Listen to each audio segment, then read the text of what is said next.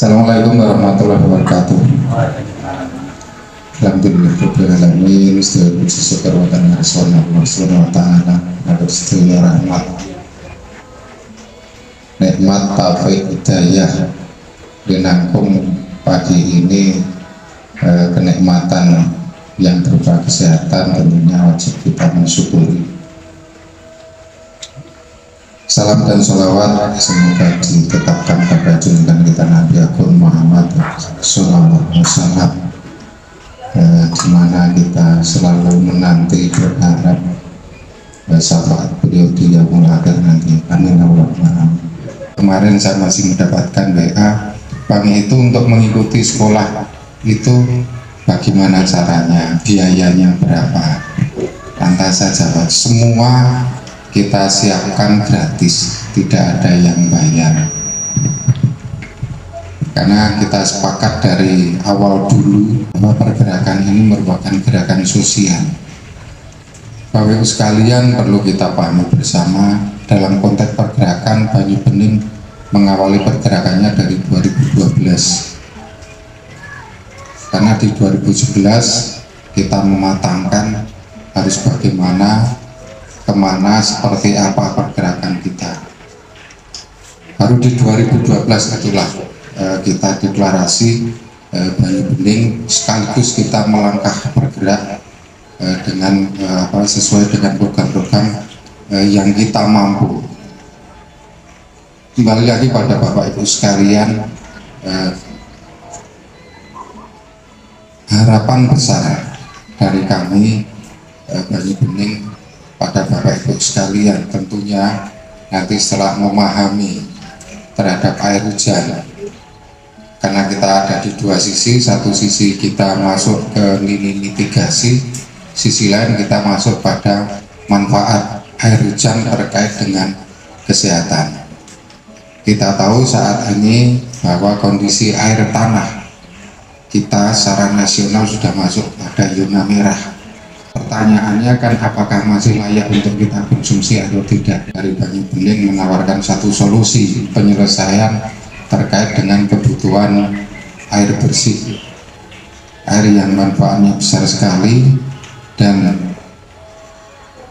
air yang terjamin kehalalannya, bahwa air hujan itu berkah. Jangan sampai kita menjustifikasi bahwa air hujan itu sumber dari bencana. Bapak Ibu yang terhormat, marilah kita bersama-sama kita panjatkan puji syukur kepada Allah Subhanahu wa Ta'ala, di mana pada kesempatan pagi ini perdana kita pembukaan sekolah 1 di kelas reguler sekolah air hujan Banyu Bening, diiringi gerimis juga. Insya Allah ini membawa manfaat dan barokah untuk kita semua. Amin. Sekalipun tadi di tema disampaikan di atas itu air hujan, air menyehatkan, nanti ada 2 poin yang akan kami sampaikan. Bagaimana dulu lahan-lahan yang masih terbuka dengan luas, sehingga mereka air hujan ini masuk ke dalam rongga-rongga ini dengan optimal. Lah sak niki itu loh, sanggol-gol ditutup rapat, nenek badai sih salahnya kok. Padahal kita yang nggak bijak, karena dia mau masuk nggak kita perbolehkan. Kita hanya diajari mengambil, tidak diajari mengembalikan. Ini yang harus kita timbangkan dengan matang. Edukasinya salah satunya di situ. Kedua, ketika terjadi permasalahan misal terkait kekeringan di satu wilayah, yang paling cepat ngeloy ledo ngejoke bantuan drope banyu apa berupaya untuk mencari solusi lain. Model ini sing pinter-pinter ini wes ya gawe proposal ya di ngejoke drope banyu kok ini tuh niku bener niku bener Pak, bener bener gitu, bener kalau bener itu lain. edukasi ujuan. Tapi kalau telah tiap tahun dengan pola yang sama, Anda pembodohan. Anda membangun mental-mental ekonomis. Anda pembodohan publik. Untuk P3K-nya minum untuk ketika dia haus, tapi kasih edukasi. Sesuk tahun ngarep nek ngelak meneh, ojo njaluk bantuan. Ini ada satu solusi. Nampung banyu dan ini yang saya katakan krisis edukasi di masyarakat. Kita itu di sini tamu, Pak, tamu. Kita bukan penduduk bumi. Apakah kita sudah menempatkan sebagai tamu yang baik? Apakah kita sudah menempatkan sebagai tamu yang saling menjaga di antara tamu? Apakah kita sudah menempatkan sebagai tamu yang bergantung dengan makhluk sebelumnya dengan kita? Apakah kita sudah punya adab dengan mereka? Yuk kita introspeksi diri dan koreksi diri masing-masing. Karena oleh Allah kita diberikan akal pikiran yang jauh lebih sempurna dari makhluk-makhluk sebelumnya. Sudahkah kita di posisi itu? Apa justru kita rumongso iso? Soalnya kok banget ini sing rumongso iso ini.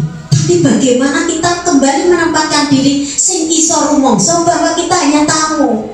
Ketika tamu kita harus tahu ada kita sebagai tamu di bumi ini.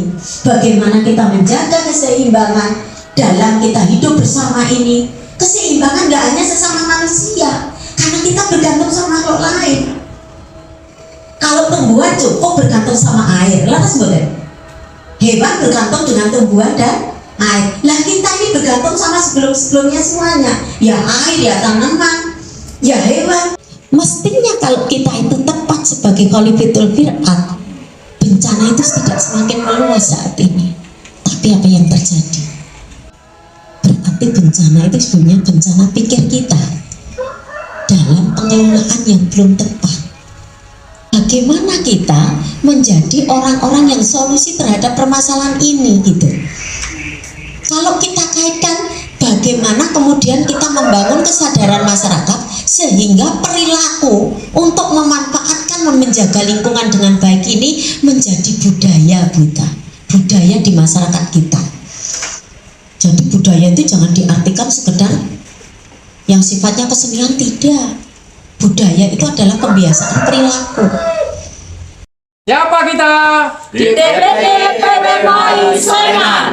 Salam air hujan, berkah, berkah, berkah.